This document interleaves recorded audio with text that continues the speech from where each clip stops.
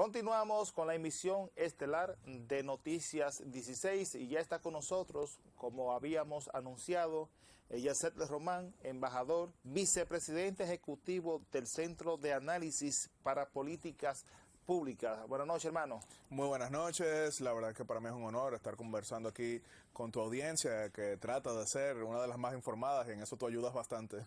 Gracias, hermano, y además aprovechar que yo sé que tú tienes mucho compromiso y aceptaste venir aquí a última hora prácticamente a esta invitación. Claro, pero es la mejor plataforma para definitivamente contribuir un poco con que el pueblo dominicano conozca lo que está sucediendo en la parte occidental de nuestra isla, que se ha convertido ya hace muchos años en el ejemplo por excelencia de inestabilidad, de pobreza y de violencia, algo trágico, pero que debemos reconocer los dominicanos nos afecta y que por eso tenemos que ser constructivos aunque no protagonistas.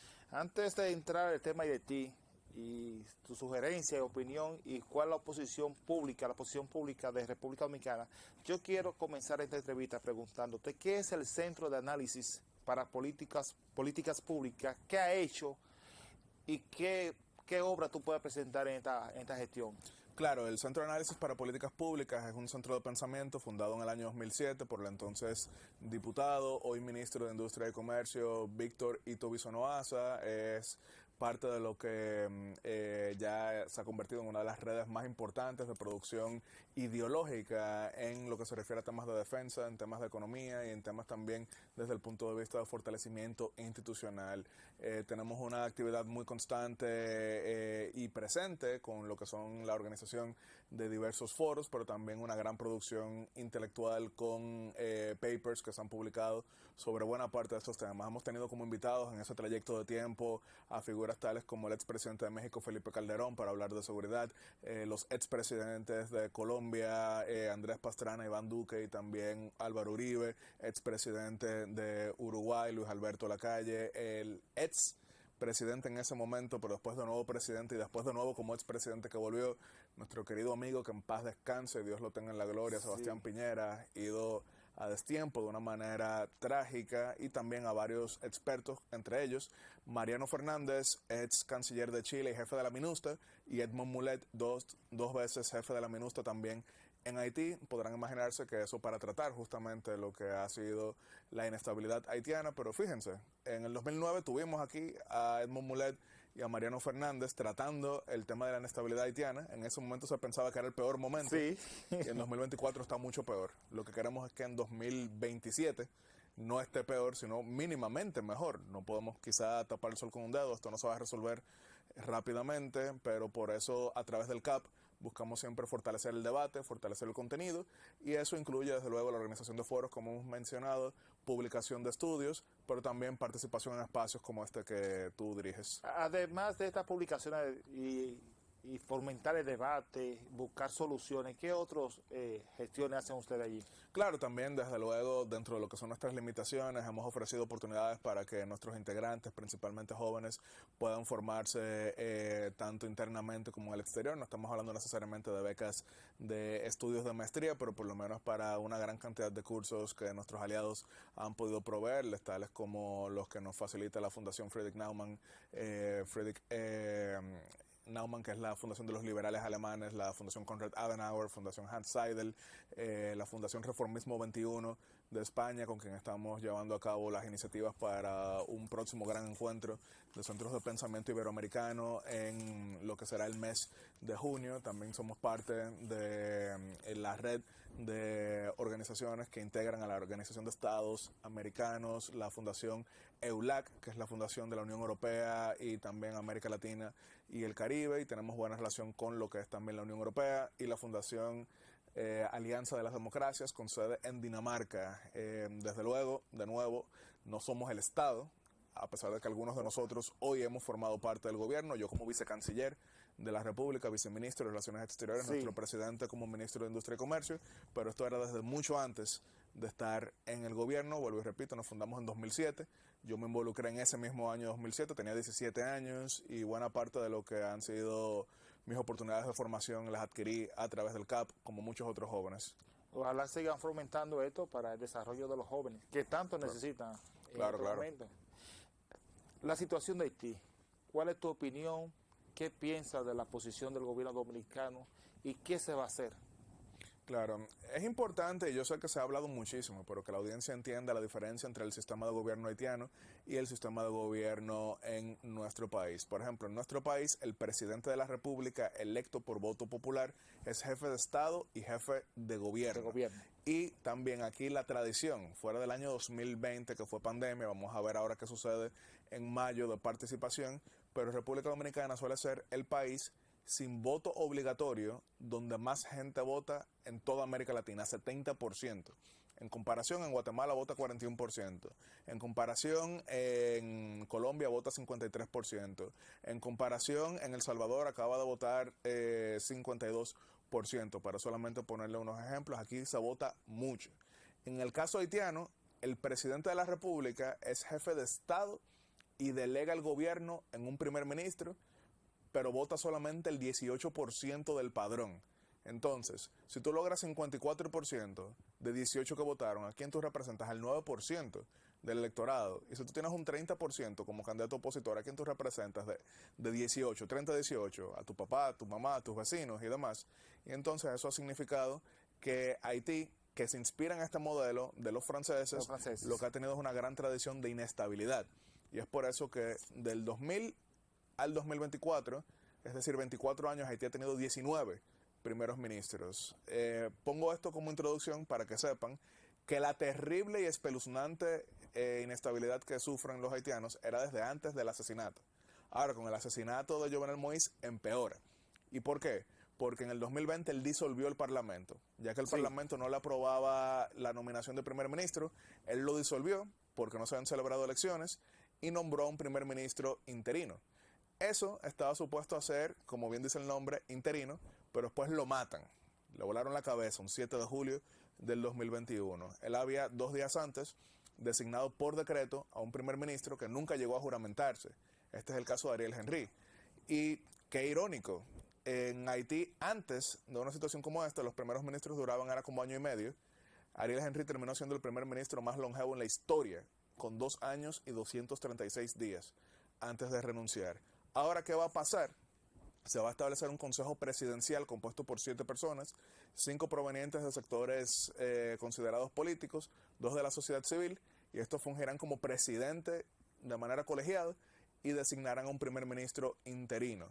Eso estaba supuesto a concretarse en horas recientes, pero en este momento que estamos en vivo en horario estelar, después de las 9:20, 9:22 de la noche, todavía no se anuncian los nombres de quienes integrarán este consejo. Eso es lo que está pasando en Haití. Y con relación a la pregunta que haces de la posición dominicana... Antes sí, pero un consejo. Sí. ¿Tú crees que va a funcionar eso? No ha funcionado nunca. Pero, exacto, nunca ha funcionado nada allá en Haití. Nunca ha funcionado absolutamente nada, pero tenemos que apostar a que se ha aprendido del pasado. De nuevo, no tengo ninguna razón, la más mínima. Si tú me preguntas, Yatzel, ¿pero por qué va a funcionar ahora? Yo te tendría que decir, no tengo ninguna razón para creer que va a funcionar, pero tenemos que apostar a que funcione. Sería quizá interesante que la audiencia sepa que nosotros como país tenemos experiencia en Consejo de Estado y en transición post-asesinato. Claro, diputado. Claro, en el año 1961, 30 de mayo, cae asesinado Rafael Leónidas Trujillo y en ese momento el presidente de jure del país era Joaquín Balaguer, recibe el reconocimiento internacional y después en enero conforma un Consejo de Estado compuesto también por 7 personas, entre ellos Rafael Filiberto Bonelli, Antonio Humber Barrera, Luis Amía Matió, entre varios otros, y después, bueno, Balaguer cae derrocado, asume Bonelli la presidencia del Consejo de Estado, y se celebran elecciones en 1962. Pero vale la pena tomar en cuenta que... 62.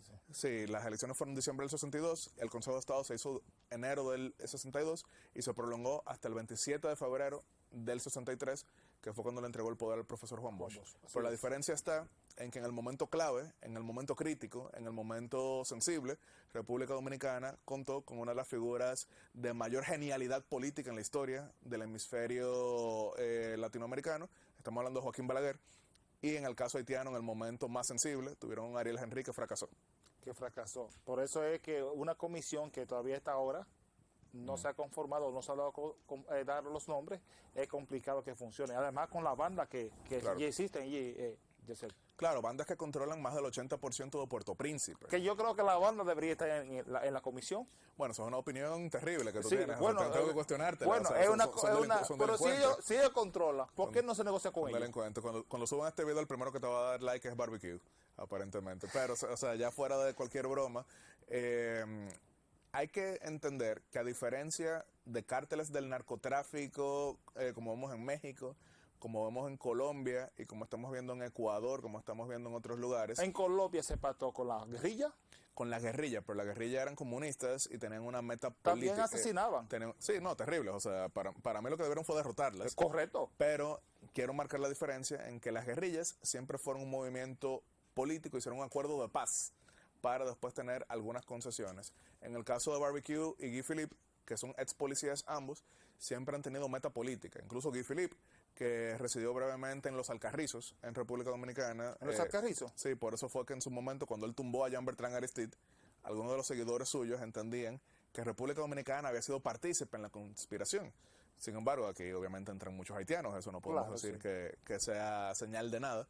Pero Guy Philippe fue candidato a la presidencia en el 2006 y sacó un ínfimo e insignificante 1%. Él sí logró ser electo senador en el 2015, pero antes de juramentarse lo apresaron por narcotráfico y lo extraditaron. Sí, Pero sí querían marcar la diferencia en que, por ejemplo, los cárteles del narcotráfico en otros países tienen una meta que es únicamente el enriquecerse e influir en la política.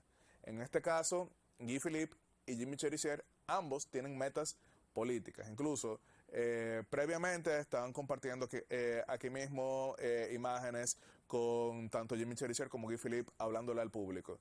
Y si escuchan la manera en que ellos le hablan al público, son discursos políticos. Por ejemplo, Jimmy Cherizier dice, yo no quiero hacer esto, me están obligando a hacer esto, pero yo lo que quiero es traerles la paz de verdad. Y esa paz de verdad no es posible con los interventores, con los que van a mancillar la bandera. Eso es lo que dice Barbecue, porque él quiere ser presidente de la República, pero por eso el acuerdo al que se llegó en Jamaica establece que personas que tengan asuntos pendientes con la ley, como es el caso suyo, que participó en 2 masacres, que él dice que no existieron, él no puede integrarlo, y también dice que no pueden participar en el Consejo personas que estén en contra de la misión internacional para Haití. Ahora, en el caso de Guy Philippe, algunos entienden que él quiere transarse nominando a 2 ministros. Es decir, ok, yo no formo parte del Consejo, pero me dan una cuota ahí por debajo y yo me quedo tranquilo. Eso él lo ha negado, pero algunas personas cercanas a él dijeron que era parte de la negociación que él estaba teniendo con Ariel Henry. ¿Qué le conviene a la República Dominicana? ¿Qué gobierno en Haití le conviene en el país? En Haití no hay nadie que importa. Ahí ninguna persona vale nada desde el punto de vista político, porque de nuevo, ya votó 18% del padrón. Entonces, ¿quién es interlocutor? ¿Quién tiene base popular? ¿Quién tiene legitimidad? ¿Quién podemos decir que este es el líder de los haitianos? Nadie. Entonces, a nosotros no nos conviene ninguna persona. A nosotros lo que nos conviene es que Haití se pacifique y que Haití se estabilice y que Haití pueda eventualmente institucionalizarse. Por eso, a nosotros no nos convenía estar presente en Jamaica el lunes. Correcto. Porque ahí se iban a tomar decisiones sobre las personas. Y eso a nosotros nos es irrelevante. Lo que a nosotros nos es relevante es que Haití se pacifique. Por eso estuvimos en el Consejo de Seguridad de Naciones Unidas. Ahí ustedes vieron al canciller de la República, Roberto Álvarez, al presidente de la República, Luis Abinader, para fortalecer aún más el mensaje. Pero en Jamaica, que el lunes, con presencia del primer ministro de Jamaica, el primer ministro de Bahamas, el presidente de Guyana, que ha sido un gran aliado de nuestro país, el canciller de Francia y también por la vía telefónica el primer ministro de Canadá y presencialmente el secretario de Estado americano. Como ahí la negociación era quién integrará el gobierno, eso a nosotros no nos interesa de ninguna manera. Y es por eso que República Dominicana correctamente ha sido vocero, pero no protagonista. Pelegrín Castillo, sentado en esa misma silla, dijo que organismos internacionales no le conviene, el tema de la misión de militares que iba a intervenir en Haití, no le convenía enviarlo ahora. ¿Qué ha pasado? ¿Por qué esto se ha detenido? Y ahora no se va a enviar hasta que no haya un consejo. Hay diversas razones. Es importante entender que a diferencia de misiones previas que han existido en Haití, estos no son los cascos azules, a diferencia del 2014 al 2017, 2004 al 2017. En aquel momento la MINUSTA era una misión de Naciones Unidas. ¿Qué se fue? Yo no sé por qué se fue. Le recortaron el presupuesto, ya no podía mantenerse. Por eso el encabezado, el 9 de julio del 2021, después de que fue asesinado Jovenel Moïse, en el New York Times, era $13,000 millones al zafacón, era lo que decían en ese momento. Yo no creo que eso pueda ser tan absoluto, pero entiendo por qué lo decían. Pero aquella misión que cumplió el cometido de pacificar Haití, a pesar de que las causas raíz seguían, obviamente se convirtió en algo controversial para los haitianos por lo que llaman, por ejemplo, los niños de la MINUSTA, que se considera que hubo una actividad sexual muy amplia de parte de estas personas. El cólera llegó por soldados de Nepal que ahí estaban, y algunos consideran también que era muy, vamos a decir que similar a las viejas intervenciones colonialistas que en Haití generan rechazo. Por eso en esta ocasión el Consejo de Seguridad lo que votó fue por darle su endoso a una misión compuesta por naciones amigas, como es el caso de Kenia. Kenia es un país africano, es un país de gran mayoría visiblemente negra. Digo visiblemente porque hay países que, por ejemplo, tienen mezcla. En el caso de ellos es visiblemente negro y se entendía que tenía entonces un mayor arraigo para no parecer colonialista. El problema está en que al ser algo completamente distinto a lo que antes pasaba, en Kenia la oposición se ha opuesto a eso, en el Congreso querían bloquearlo, han ido a los tribunales para intentar bloquearlo también, y es por eso que le han generado un nivel de presión al presidente William Ruto, que lo llevó a decir que hasta tanto no esté claro quién gobierna Haití, entonces no irá la misión. Eso no ha caído muy bien en algunos, como es el caso de Estados Unidos, que el lunes en Jamaica dijo que iba a duplicar el aporte que le hacía a la misión hasta llegar a $300 millones solamente de Estados Unidos. Reino Unido ha hablado de unos 40 millones, Canadá ha hablado de 50 millones por otras vías, pero en Kenia se ha convertido en un tema interno, porque a diferencia de otras ocasiones, cuando mandaban a soldados y policía a misiones de Naciones Unidas, ahora estaría encabezado por Kenia. Decía el legendario presidente de la Cámara de Representantes americana, Tip O'Neill, toda política es local, y eso incluye la internacional. En este caso, para Kenia, Haití, sorprendentemente, a pesar de la gran lejanía, se ha convertido en un tema de política local. ¿Y tú crees que Kenia resuelva ese problema allí? No, Kenia no resuelve. Sin embargo, Kenia, como tiene la mayor experiencia africana desarticulando a grupos pandilleros e incluso terroristas, puede por lo menos comenzar a tener ese factor disuasivo. Pero de nuevo, ¿por qué fracasó la MINUSTA desde el punto de vista del largo plazo? Porque de nuevo, ellos sí lograron desarticular las pandillas en ese momento. Cualquiera que nos esté viendo ahora mismo, que conozca Haití en el territorio, sabe muy bien que no era lo mismo visitar Haití en 2008 que visitar Haití en 2022, 2023, 2021. El problema está en que las causas raíz seguían. Por eso yo siempre resalto, hay que marcar la diferencia entre lo urgente y lo importante. ¿Qué es lo urgente? Pacificar Haití, porque mientras esté esa actividad armada de criminales, entonces no se puede hacer absolutamente más nada. Ahora, pensar que eso es lo único, cuando estamos hablando de un país ingobernable, cuando estamos hablando de un país profundamente empobrecido, cuando estamos hablando de un país donde no existen las instituciones, donde no existe el Estado de Derecho, donde no existe siquiera el Estado con su concepción moderna, entonces no vamos a lograr eliminar las causas que llevan a que estas pandillas puedan encontrar miembros. Con tu experiencia, y sé que manejas bien los temas internacionales, si se logra allí colocar un gobierno, va a elecciones, se elige democráticamente, ¿cuánto tiempo necesita Haití para recuperarse? Mira, yo entiendo que 20 años. Porque ni siquiera se trata de recuperarse. 20 años. Es que ni siquiera se trata de recuperarse, Kelvin. Vamos a compararlo. Colombia, cuando cae asesinado Jorge Eliezer Gaitán en el famoso Bogotazo, ya era un país que tenía cierto nivel de institucionalidad en el contexto latinoamericano. Claro, había tenido guerras civiles y demás, pero cuando comienza toda esa época de la violencia que le llamaron, después llegan los cárteles del narcotráfico, la pacificación que se logró con el Plan Colombia, que inició con el presidente Pastrana y el presidente Uribe, eso era recuperación. porque había algo a lo que volver. Y de nuevo, era un país donde a pesar de que tenían esa guerra con los segmentos criminales, paramilitares, guerrilleros y narcotraficantes, había algo que recuperar.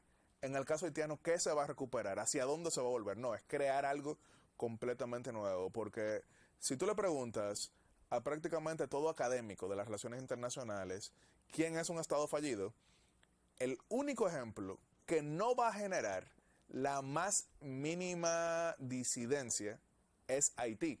Entonces, eso no es recuperar, eso es crear un Estado. Ni siquiera refundar, es crearlo. Y es por eso que yo entiendo que para lograr que Haití mínimamente esté en una conversación de países que puedan echar hacia adelante, necesita 20 años. República Dominicana, esta semana salió una información de que la ONU quiere un puente humanitario. Además vi que el vocero de la ONU, el tema de la inseguridad, ¿qué va a pasar con esto? ¿El gobierno lo va a apoyar? ¿Es viable tener un puente humanitario entre República Dominicana y Haití? Hay que marcar diferencia entre diversas cosas, porque por ejemplo, mira, en el año 1991 cayó derrocado Jean-Bertrand Aristide en su primer gobierno y asumió Raúl Cedras. En aquel momento se le planteó desde Washington al presidente Joaquín Balaguer el establecimiento de campos de refugiados en nuestro país y la respuesta de Balaguer fue contundente. Sí, claro. Todavía el día de hoy... Además, hablar de refugiados aquí, Claro. tú sabes lo que significa eso. Claro, la respuesta fue contundente. Sin embargo, desde el punto de vista del comercio, se mantuvo el corredor, que eso sí generó muchas críticas porque la comunidad internacional en ese momento quería refugiados aquí, pero que la mercancía no fuera hacia allá. En el caso de República Dominicana decía, no, refugiados aquí no, pero mercancías son nuestro comprador. Claro. En ese caso yo sí quiero marcar la diferencia entre que una cosa sería un corredor humanitario para personas, eso de ninguna manera es aceptable porque nos convertiría ahí sí de nuevo en protagonistas de lo que sucede en Haití y eso no puede ser. Ahora, facilitar que en algún momento diversas ayudas puedan llegar a Haití, eso yo no creo que debería ser una gran controversia. Personas, no. Ahora, de nuevo, para que se mantengan las personas allá y que no haya una mayor presión migratoria hacia República Dominicana, entonces la ayuda tiene que llegar. Y si la ayuda llega, entonces ahí salimos ganando mejor nosotros. Y tiene que llegar por un lado. También el secretario general de la ONU habló que paren las deportaciones, pero ¿a dónde vamos a enviar a los haitianos que tenemos aquí indocumentados? Sí, porque como quiera uno lo envía y vuelven para acá. Esa ha sido una posición bastante recurrente de parte de Naciones Unidas durante varios años. Incluso Antonio Guterres, que es el secretario general actual de Naciones Unidas, recordaremos que era el alto comisionado de ACNUR antes de asumir esta posición. Lo hemos visto del área de derechos humanos. Sin embargo, de nuevo, esto puede sonar incluso un poquito cuestionable para la audiencia, pero hay que entenderlo, que mientras más tú te prestes a ser la solución de un problema que es más grande y que te trasciende a ti, entonces más lo ignoran quienes tienen mejores herramientas. Vamos a verlo de la siguiente manera. Yo siempre pongo este ejemplo que puede parecer un poquito vulgar, pero imagínate que tú llegas de vuelta a tu casa estando de vacaciones un domingo y encuentras la luz cortada porque se te olvidó pagarla. Entonces tú entiendes, bueno, déjame yo pegarme del vecino hoy y mañana la pago y de esa manera vuelvo a estar al día. Sin embargo, ¿cuál era tu problema? Que tú no tenías la luz. Ahora tú tienes la luz, te pegaste al vecino. Entonces el lunes se convierte en martes, el martes se convierte en viernes siguiente y una semana se convierte en meses hasta que el vecino se da cuenta que ahora está pagando el doble de electricidad. De nuevo, puede parecer un ejemplo vulgar, pero el problema es de los haitianos y quienes tienen las herramientas para resolver son los países donantes, son los países ricos y en el momento en que nosotros flaquemos y digamos que podemos ser una especie de refugio para la situación haitiana, entonces todo esto va a desaparecer porque pasará a ser un problema nuestro y es por eso que yo endoso en todo momento la política coherente, valiente e invariable que apliquen el presidente Luis Abinader y el canciller Roberto Álvarez. Vamos a dejar un poco Haití y vamos a hablar de política. Claro. Tú fuiste precandidato a diputado, sí. Hemos visto que continúa visitando y haciendo encuentros políticos vimos el resultado de las elecciones municipales. ¿Cómo está el PRM? ¿Cómo tú ves a Luis Abinader para las elecciones presidenciales de mayo? Luis Abinader está mejor de lo que yo mismo había vaticinado. Yo decía que Luis Abinader iba a ganar con 58%. Ya vemos que incluso Gallup, a solamente 2 meses de nuestras elecciones generales, apunta a más de un 60%. 64 le dio hoy. Definitivamente. Entonces yo calculaba que Luis Abinader podía ganar con 2.8 millones de votos.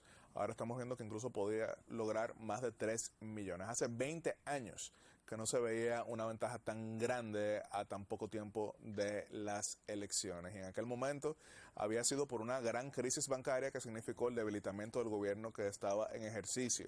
Ahora, un gobierno está a punto de romper el récord de votación oficialista que se estableció en 2016. Para entender un poquito el resultado municipal, que quizá por sí solo no influía en mayo, pero al ser tan contundente y enviar un mensaje tan potente, entonces ahora sí. En el año 2002, el PRD ganó el 90% de las alcaldías, pero 2002.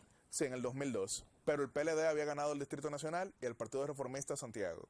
En el 2006, el bloque progresista, encabezado por el PLD, había logrado ganar los principales municipios, salvo Santiago, que lo ganó la Alianza Rosada con el Partido Reformista.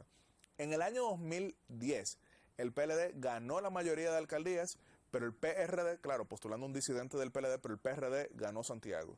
En el 2016, el PLD logró la inmensa mayoría de alcaldías, pero el PRM ganó el Distrito Nacional. Sí. En el 2020, el PRM ganó en buena parte del meridiano político del país, pero el PLD había logrado retener Santiago y había logrado retener en su momento también Santo Domingo Norte. En el año 2024, Distrito Nacional, Santo Domingo Este, Santo Domingo Norte, San Cristóbal, Santo Domingo Oeste, Los Alcarrizos, Higüey, La Romana, vamos punto por punto, San Pedro, todos los principales municipios del meridiano político del país quedaron en manos del Partido Revolucionario Moderno y sus aliados, y es por eso que un resultado tan contundente apunta justamente a una reelección de Luis Abinader, pero más que la persona, más que el partido, a una reelección del modelo político que fortalece la institucionalidad, una reelección del modelo político que apuesta a la transparencia y una reelección del modelo político que ha prometido que 2024 a 2028 será el cuatrienio de las reformas que transformen la economía, la educación y los empleos en nuestro país. Problema van a tener ustedes en el 28 con tantos candidatos presidenciales que hay. Bueno, pero en política solo se sabe lo que pasó ayer. Y de aquí al 28 hay diversas cosas, pero en este momento lo que estamos hablando es de Luis Abinader con su equipo, con sus ideas, con su plataforma. ¿Qué tú piensas del comunicado, la carta que le envió Participación Ciudadana del presidente Luis Abinader a que suspenda la semanal? Creo que es una recomendación que hace Participación Ciudadana como sociedad civil de diversas formas. Hay varios temas que se están tratando. Yo lo que sí creo es que la oposición debe analizar más profundamente el porqué de estos resultados tan funestos. Y yo no creo que eso tenga que ver con la semanal. Porque de nuevo, vamos a ponerlo en números. Yo como historiador se los puedo decir. En el año 2006, Balaguer llevaba 4 años muerto y el Partido Reformista sacó 30 alcaldías. En el año 2024, con solamente 4 años de haber salido el Partido de la Liberación Dominicana del gobierno, y entre PLD, PRD y Fuerza del Pueblo no lograron 30. Entonces, deberían profundamente analizar qué pasó que de lograr 62% en el 2016, hoy, en 2024, vimos Gallup. Leonel Fernández, 19%, Abel Martínez, 12%. ¿Cómo sucede eso?